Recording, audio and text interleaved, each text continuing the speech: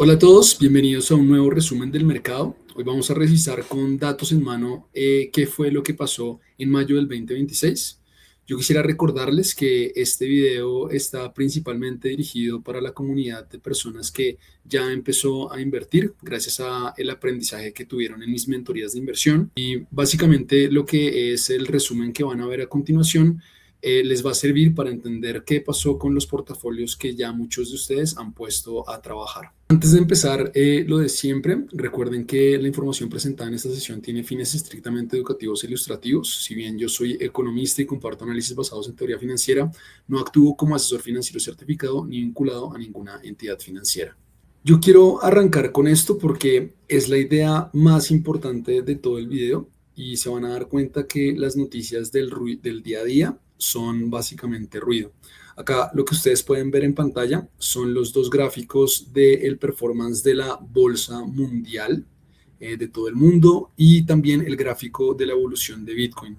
Ambos tienen un periodo de largo plazo de más de 10 años de historia y como pueden ver, pues básicamente las pendientes de ambos gráficos son positivas.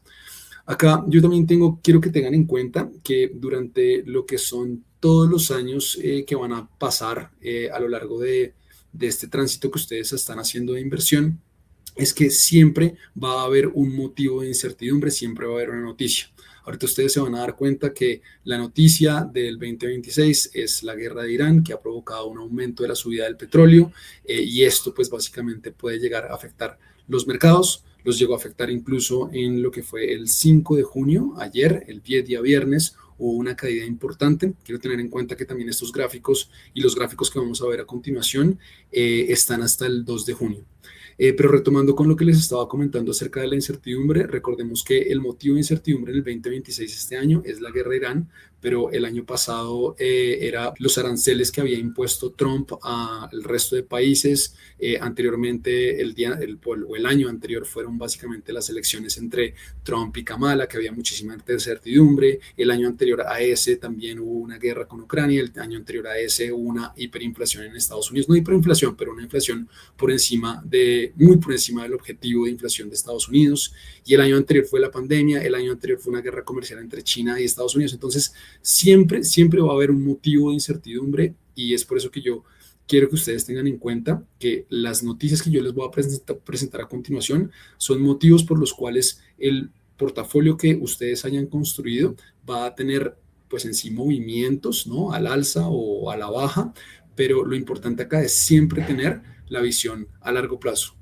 Bueno, y este va a ser nuestro recorrido el día de hoy. Vamos a comenzar con Estados Unidos, que es el corazón del mercado financiero global. Ahí nosotros vamos a revisar lo que son las principales noticias que pueden llegar a afectar lo que son los mercados globales. Luego pasaremos rápidamente a revisar lo que son los mercados internacionales, cuál es el estado en el que se encuentran hoy, también algunas noticias, algunas novedades que han sucedido en estos mercados fuera de Estados Unidos.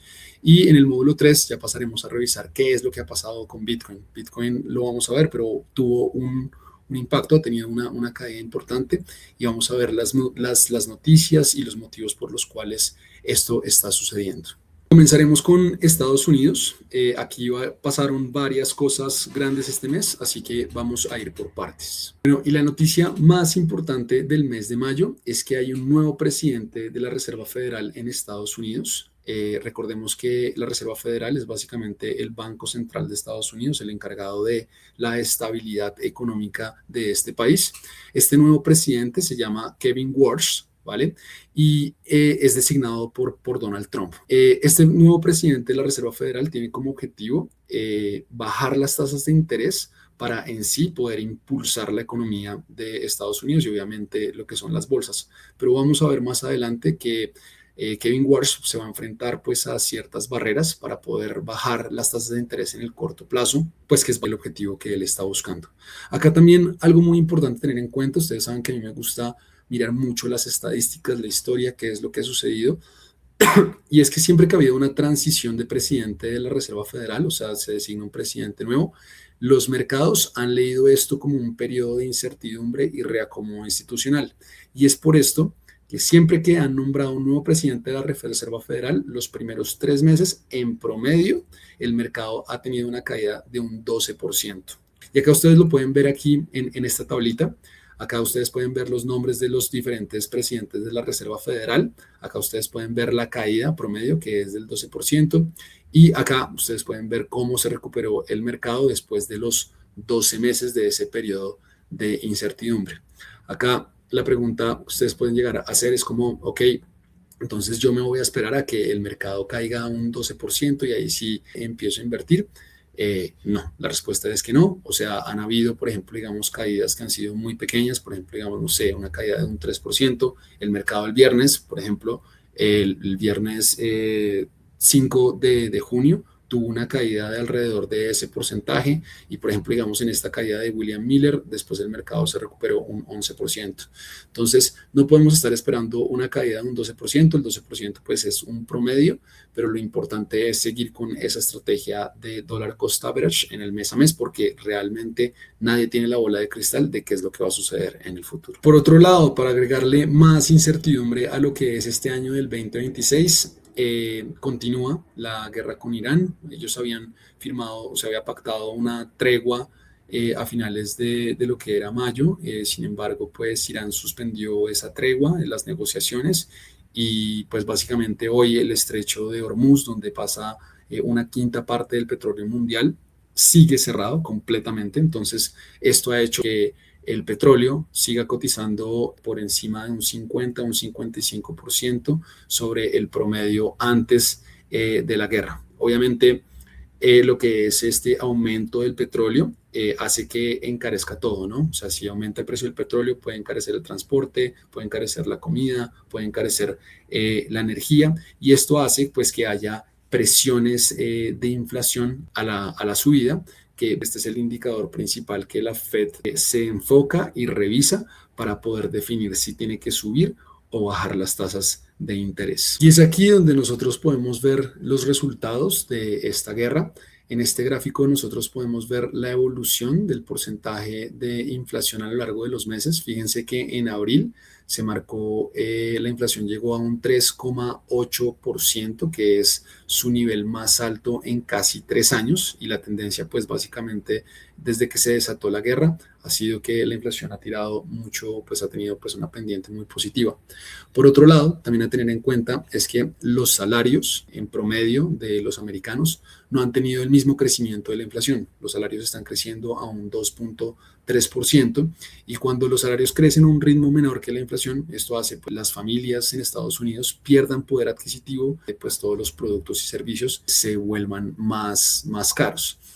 ¿Cuál es el riesgo de esto? De si la inflación se mantiene a niveles altos, ¿no? Recordemos que el objetivo de la inflación de la Reserva Federal es el 2%, y ahorita estamos en un 3,8%. Entonces, si todavía continúa lo que es la guerra y se mantiene esta inflación muy alta, lo que produce es que la Fed se vería obligada a subir las tasas de interés. Recordemos que una subida de tasas de interés puede ser el principal catalizador para una posible caída en las bolsas. Y con todo esto sobre la mesa, ustedes se preguntarán qué podría pasar. Y yo aquí les traje un informe que hizo Goldman Sachs, donde Goldman Sachs es uno de los bancos más importantes de Estados Unidos, y ellos no hacen una sola predicción de lo que podría pasar, sino que plantean 3 escenarios. Y el primer escenario es un escenario optimista, donde ellos dicen que Estados Unidos e Irán concilian, se firma una paz y el petróleo retrocedería, o sea, pues se apertura el estrecho de Hormuz y ahí el petróleo retrocedería a $80 el barril. Esto haría pues básicamente, dejaría espacio para que la Reserva Federal de Estados Unidos pueda recortar tasas, lo que impulsaría las bolsas hacia arriba, y ellos plantearon un objetivo de 7.600 puntos. Por otra parte, está un escenario adverso donde pues están como llegan a treguas, etcétera. Entonces esto haría que el estrecho de Hormuz estuviera parcialmente cerrado. Pensemos como parcialmente cerrado, como si hubiese una autopista de 5 carriles y únicamente 2 estarían abiertos. Esto haría que el petróleo todavía se mantuviese caro, entre los 110 y los $120 en el barril.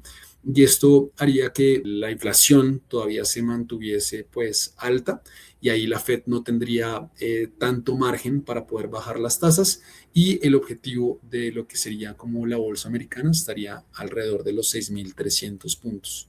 Y por otro lado está el escenario crítico, que es de donde no se firma ninguna tregua, sigue el estrecho cerrado por un periodo largo, ¿no?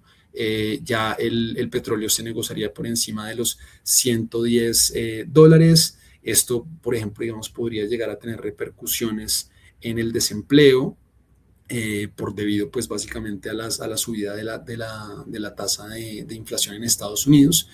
Y ya se podría decir que llegaría, pues, Estados Unidos a un periodo de recesión donde las bolsas o el S&P 500 llegaría a 5.400 puntos. Acá hay que tener en cuenta que al día del 2 de junio el S&P 500 llegó a 7.600 puntos, es decir, llegó a este escenario optimista. Sin embargo, esto no significa que la bolsa no vaya a crecer más. O sea, lo que sucedió o lo que sucede es que Goldman Sachs, al haber llegado pues ya a su escenario optimista, ellos deben recalcular lo que es este objetivo que ellos habían propuesto anteriormente cuando empezaron a realizar lo que fue este análisis. Bueno, y esto me lleva a un punto muy importante. Acá nosotros podemos ver cómo es la evolución del S&P 500, de la bolsa de Estados Unidos. Y acá lo que podemos ver es que las bolsas están leyendo un escenario muy optimista, ¿no? Donde pues básicamente se ve esta euforia, ¿no? Vemos que ha habido una subida muy vertical. Lo vamos a ver más adelante y esto ha sido producido por el sector de la tecnología. Y hay que tener en cuenta que hoy, pues el mercado americano en estos máximos históricos significa que el mercado de Estados Unidos está caro, ¿no? Hoy el P/E ratio está a 21 veces beneficios. El promedio histórico del P/E ratio del S&P 500 ha estado entre el 16 y el 17. Ojo que esto no significa que el mercado pues vaya a caer mañana porque pues está muy caro. Lo que significa sí es que al comprar caro, uno pues debería tener retornos futuros más modestos, y esto no es como para salir corriendo y no invertir en el mercado americano, sino que es para tener expectativas realistas. Y lo más importante es que acá la diversificación toma un rol supremamente importante, y por eso nosotros después vamos a entrar a revisar lo que ha sucedido con los mercados internacionales. Pero antes de entrar a revisar lo que es el estatus del estado de lo que se encuentran los mercados internacionales, yo les quise traer aquí un análisis que me pareció muy interesante. Hay un indicador que se llama el Consumer Sentiment Index, que es calculado por la Universidad de Michigan, y este es un indicador que lo revisan mucho las personas que invierten en la bolsa de valores, porque básicamente lo que dice este indicador es cuál es la percepción que tienen las familias americanas del común sobre el estado de la economía en este momento. Y algo muy relevante, y es que cuando el Consumer Sentiment Index marca pues un mínimo histórico o cae precipitadamente, eso ha hecho pues que la bolsa de los Estados Unidos, que acá en azul, en la línea azul ustedes pueden ver la evolución del S&P 500, en rojo ustedes ven el Consumer Sentiment Index. Entonces, cuando hay una caída de este indicador, la bolsa también ha reaccionado a la baja. Y hoy, lo que es este Consumer Sentiment Index ha llegado a mínimos históricos, ha tenido una caída muy impresionante. Y lo que ha pasado con la bolsa es que no ha caído. O sea, la bolsa pues sigue eufórica, sigue muy marcando lo que son máximos históricos. Y yo creo que también está muy relacionado a este otro gráfico que encontré del Financial Times, donde hace una relación de cuál es el porcentaje de consumo que representan las diferentes clases sociales en Estados Unidos. Y acá nosotros podemos ver que de las personas que se encuentran en la cima de la pirámide, es decir, en el top 10 de los que generan más ingresos en Estados Unidos, son responsables del 50% del consumo de la economía, mientras que los que, pues básicamente las personas que están en el bottom, en el 80% de abajo de la pirámide, son responsables del 38%, sí, más o menos 38% del consumo en Estados Unidos. Entonces, esto hace que la economía de Estados Unidos tenga como una forma de K, ¿no? Donde fíjense la K aquí y la K aquí, donde son las familias de mayores ingresos los que están sosteniendo la economía en Estados Unidos. Y algo también muy interesante es que los estadounidenses de ese top de la pirámide son generalmente los que tienen acciones y son los que se están volviendo pues más ricos a medida que la bolsa pues va creciendo, a diferencia de, por ejemplo, digamos, las personas que se encuentran en ese top de abajo, que no tienen generalmente activos, no invierten en la bolsa y son los que dependen del salario para poder subsistir.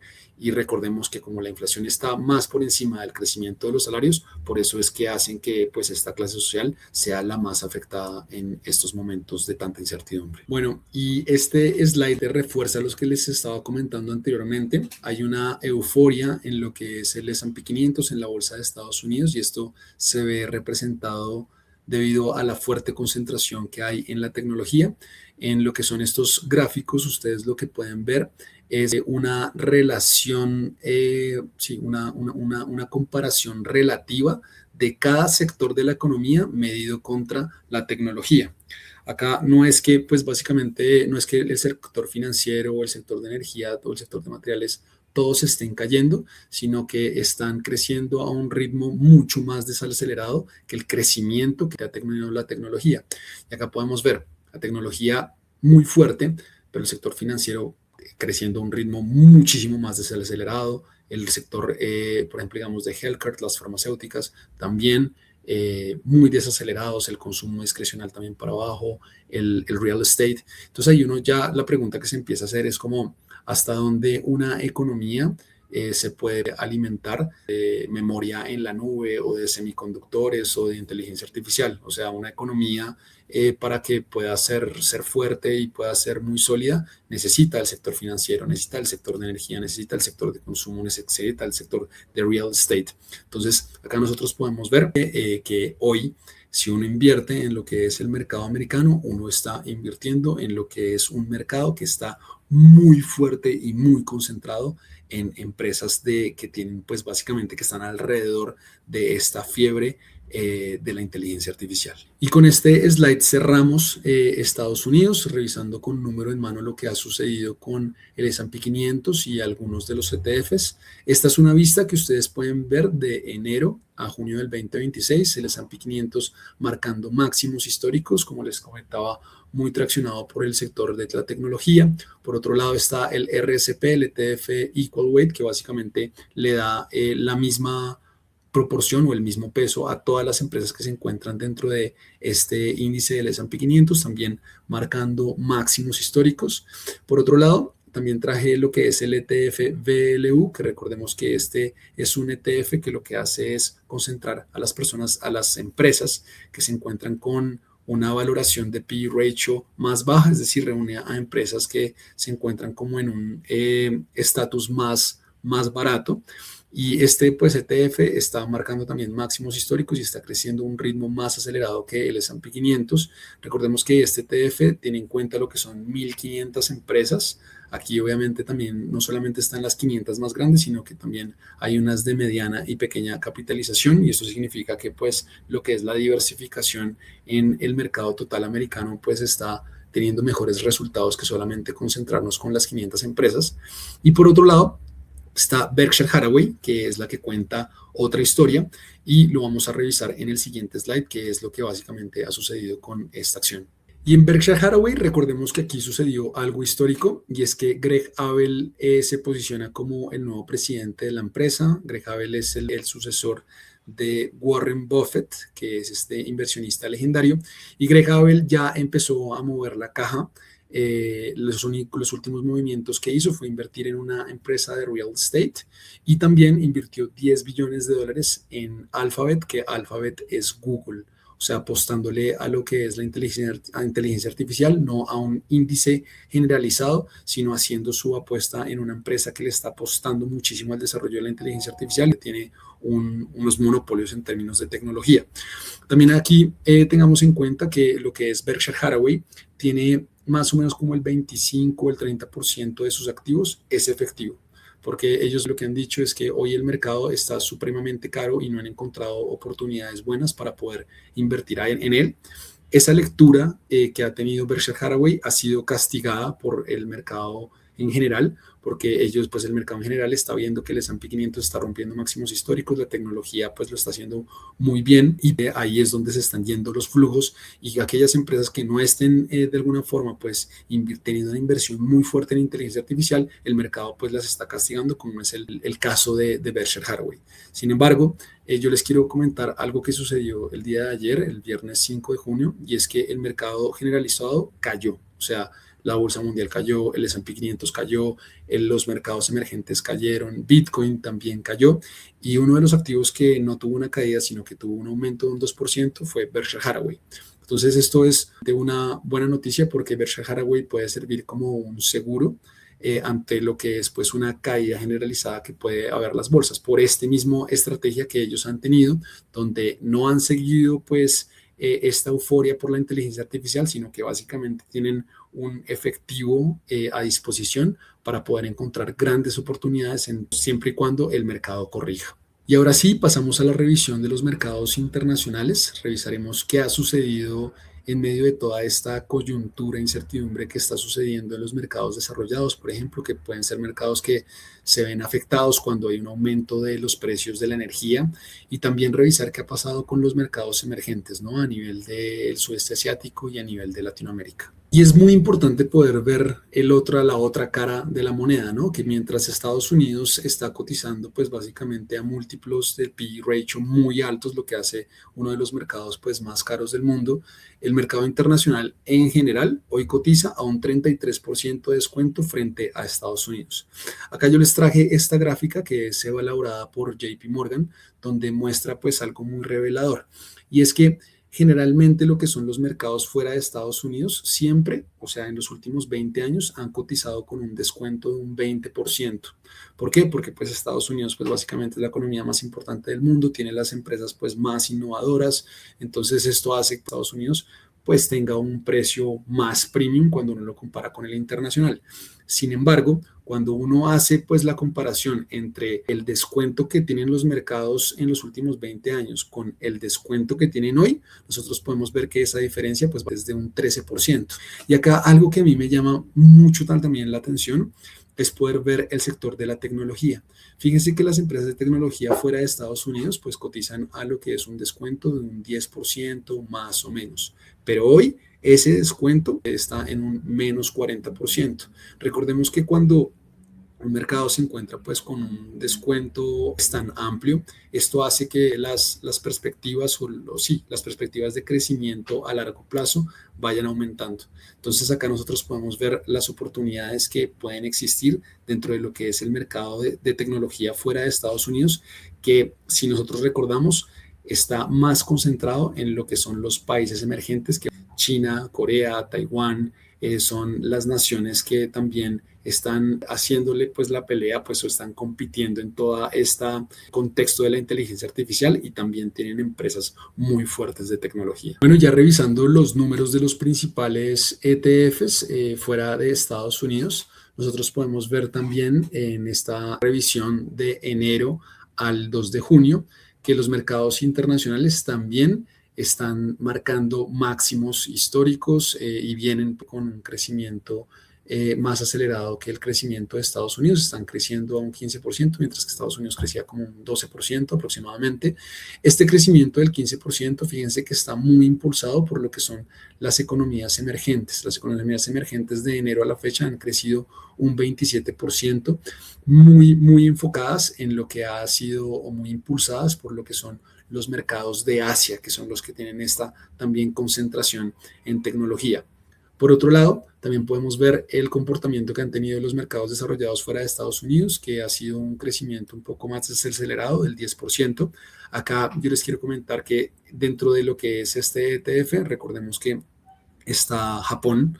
Japón ahorita es una economía que ha tenido un cambio político y esto ha hecho que las bolsas también hayan tenido un muy buen rendimiento en el año y esté traccionando este ETF al alza, mientras que Europa, el crecimiento de Europa ha sido mucho más lento. Y esto ha sido también porque recordemos que Europa, pues básicamente es un país que siempre que hay una crisis de petróleo, una crisis energética que aumentan los precios de la energía, en el mundo a nivel global, Europa pues se ve afectado y esto ha hecho pues que el crecimiento de Europa también en este momento esté un poco más rezagado. Por otra parte, está América Latina, que durante lo que es el mes de enero a junio lo ha hecho bastante bien, ha tenido un crecimiento del 14%, sin embargo, en lo que ha sido pues los últimos 2 meses, ha tenido una retracción que ha sido pues importante.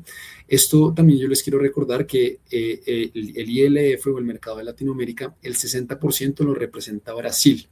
Y ahorita en Brasil están empezando a hacer pues esta carrera electoral, ¿no? Recordemos que hoy Brasil tiene un gobierno de izquierda y el contrincante que va a ser de este gobierno de la derecha se había planteado que el que tiene pues las posibilidades de ser pues ese representante es Bolsonaro Jr., ¿no? El hijo de Bolsonaro.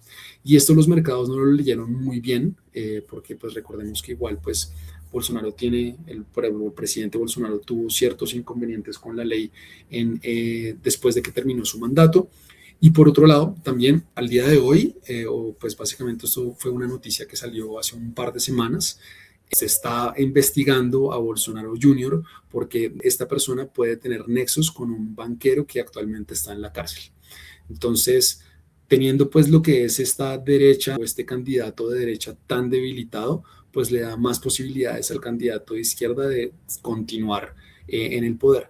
Y recordemos que lo que son los gobiernos de izquierda para los mercados lo leen como algo de incertidumbre y de cautela en lo que es el corto plazo. Sin embargo, hay que tener en cuenta que la visión a largo plazo es que América Latina hoy es uno de los mercados más baratos, se podría decir, cuando uno los compara con los mercados internacionales, y que con todo el contexto de aumento de precios del petróleo, como son países que pues básicamente pero son productores de petróleo, se pueden ver beneficiados por lo que es toda esta coyuntura. Bueno, y ahora sí, cambiando de lente, yo todos los gráficos que les mostré anteriormente era cómo había resultado, cómo rendían cada uno de los índices y los ETFs desde inicio de enero hasta finales de mayo. Y acá lo que yo les traje fue los rendimientos que tuvo cada uno de los mercados en el mes de mayo únicamente para saber quién fue pues, el que ganó el pulso entre Estados Unidos y el mercado internacional. Y lo que nosotros podemos ver es que fíjense en lo que son los dos principales indicadores que nos muestran es pues la separación entre estos dos mercados, y es que hubo un empate técnico. Sin embargo, acá yo lo que les traje también es el rendimiento que tuvo el Nasdaq 100. Recordemos que el Nasdaq 100 lo que hace es reunir a las 100 empresas con enfoque tecnológico más importante de Estados Unidos, y podemos ver que el Nasdaq 100 fue el gran ganador. Tuvo un crecimiento en un mes de un 10%, mientras que los países emergentes tuvieron un crecimiento de un 9%. Entonces nosotros podríamos decir que en el mes de mayo fue el mes donde ganó la tecnología, donde básicamente podemos ver que se sigue concentrando lo que es la euforia sobre la inteligencia artificial. Y pues bueno, vamos a ver si esta euforia va a seguir o no. Lo que a mí me parece es que cuando hay demasiada euforia y demasiada gente invirtiendo en lo mismo, esto hace pues que se eleve el riesgo en esas inversiones, y es por eso que aquí cobra, como les comentaba anteriormente, sentido de tener un portafolio diversificado a nivel global y también entre sectores. Y finalmente llegamos al tercer pilar, que yo creo que es el que más emociones genera, que es Bitcoin. Acá yo les adelanto que acá se rompe pues lo que es la tendencia que estábamos viendo en los anteriores slides, que como veíamos, todas las acciones pues vienen subiendo, pero lo vamos a ver, y es que Bitcoin cae. O sea, Bitcoin cayó, Bitcoin ha tenido una caída desde inicio de año, y también incluso en lo que fue el viernes tuvo una caída muy importante, y acá vamos a revisar el porqué detrás de esto. Entonces recordemos que Bitcoin viene de un año duro, ¿no? Viene de una caída desde inicio de año hasta finales de mayo, de una caída de un 23%, incluso esta caída ha sido mayor con la caída que tuvo ayer viernes. Y también recordemos que pues Bitcoin funciona por ciclos, ¿no? La tendencia a largo plazo nosotros podemos ver que es positiva, y recordemos en qué parte del ciclo nosotros nos encontramos. O sea, acá es importante traer al presente lo que se aprendió durante lo que fueron las sesiones sobre los ciclos alcistas, que son los bull markets, y los ciclos bajistas, que son los bear markets, ¿no?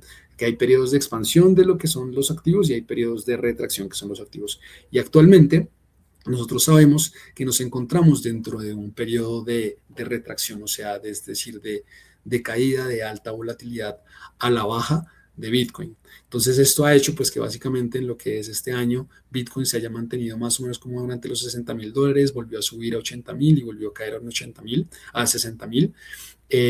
Recordemos que Bitcoin pues es un activo muy volátil por el peso que tiene dentro de lo que es la bolsa mundial, pero acá también yo quiero recordarles y que ustedes tengan en cuenta que nada de los fundamentales de Bitcoin ha cambiado.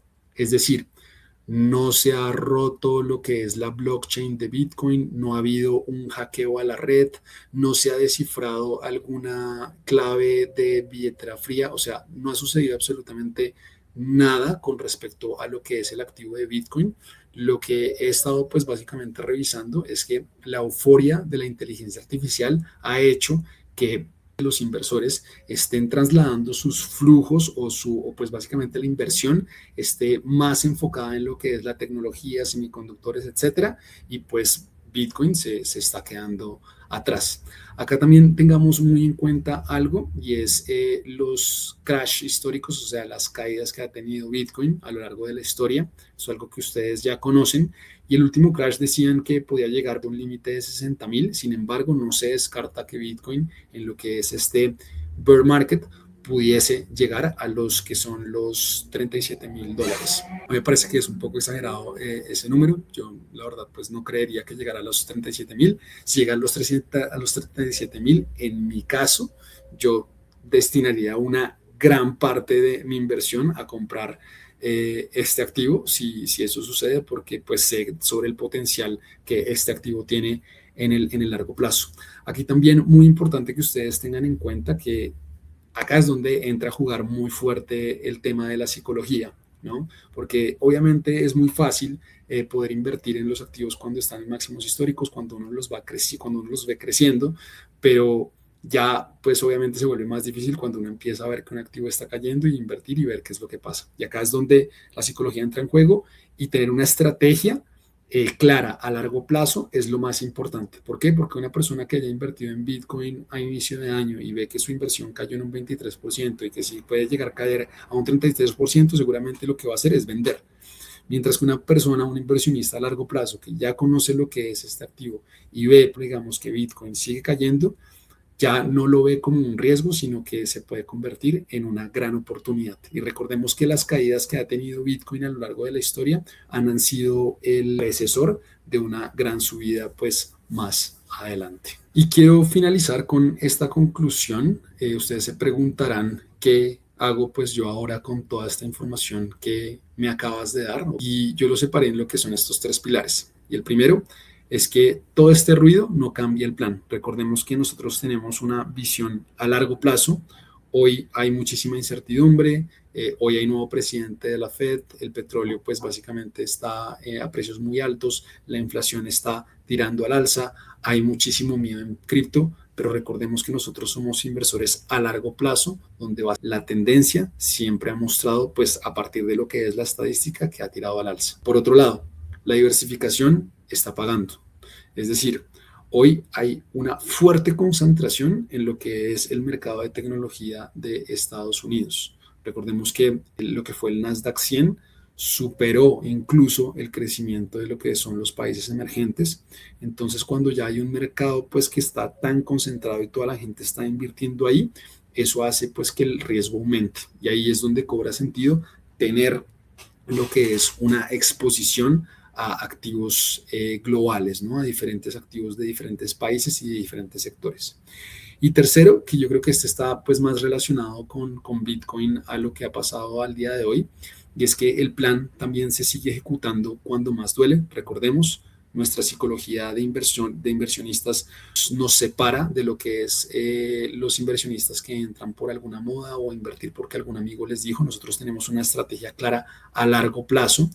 Y aquí es donde nosotros ponemos a prueba lo que es este conocimiento y esta experiencia que nosotros también tenemos que estar ganando para poder tener éxito en los mercados financieros. Y bueno, acá también lo último que les quiero recordar es que esto no se trata de predecir el mercado. Se trata de tener esta estrategia donde uno está invirtiendo en el mes a mes. Si uno ve, por ejemplo, digamos, una oportunidad que cobra muchísimo sentido, por ejemplo, digamos, en mi caso, ayer Bitcoin llegó a tocar los $60,000.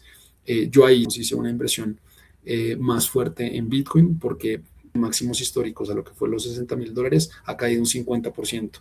Y la lectura que yo hago, que yo, Martín Osuera, hago, es que básicamente estoy comprando a Bitcoin un 50% de descuento. Entonces, eso es lo que les comento. La disciplina, la psicología y el largo plazo son las herramientas más importantes para poder recibir lo que son los beneficios que nos regala los mercados financieros. Quiero darles las gracias, mil gracias por acompañarme hasta aquí, de verdad.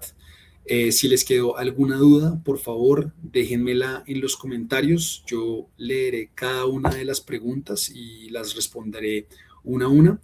Y nos vemos en una próxima oportunidad con un nuevo resumen de los mercados. Un abrazo y espero que estén muy bien.